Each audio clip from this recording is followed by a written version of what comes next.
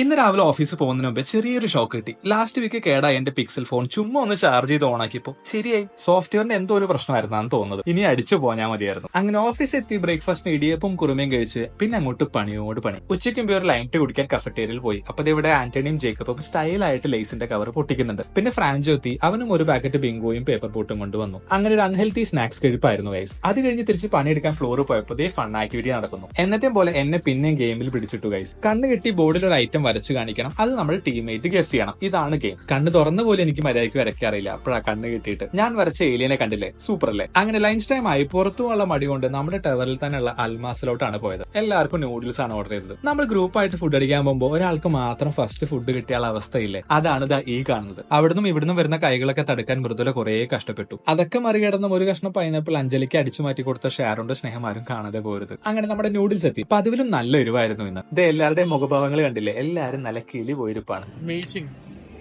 അങ്ങനെ എരിവിൽ നിന്നൊരു മോചനം കിട്ടാൻ വേണ്ടി ഐസ്ക്രീം വാങ്ങി. അതും കഴിച്ചുകൊണ്ട് ബാക്കി ഉണ്ടായിരുന്ന ഫ്രൈഡ് റൈസ് കംപ്ലീറ്റ് ചെയ്യുന്നതാണ് കാണുന്നത്. അങ്ങനെ ഫുഡ് അടിച്ച് ഓഫീസിലെത്തി. പിന്നെയും പണിയോട് പണി. ഈവനിങ് ആയപ്പോൾ ചെറിയൊരു മീറ്റിംഗ് ഉണ്ടായിരുന്നു. സാറ്റർഡേ നമ്മുടെ ഓഫീസിൽ ചെറിയൊരു റൈഡ് പ്ലാൻ ചെയ്തിട്ടുണ്ട്. അത് കഴിഞ്ഞ് പിന്നെ ഒരു ചായയും പത്തിരിയും കഴിച്ച് ഇന്നത്തെ ഓഫീസ് അംഗമായിട്ട് അവസാനിപ്പിച്ചു ഗൈസ്. അപ്പൊ വീഡിയോ ഇഷ്ടമായാൽ തീർച്ചയായിട്ടും ഫോളോ ചെയ്യുക. അടുത്ത വീഡിയോ കാണാം ഗൈസ്. ബൈ.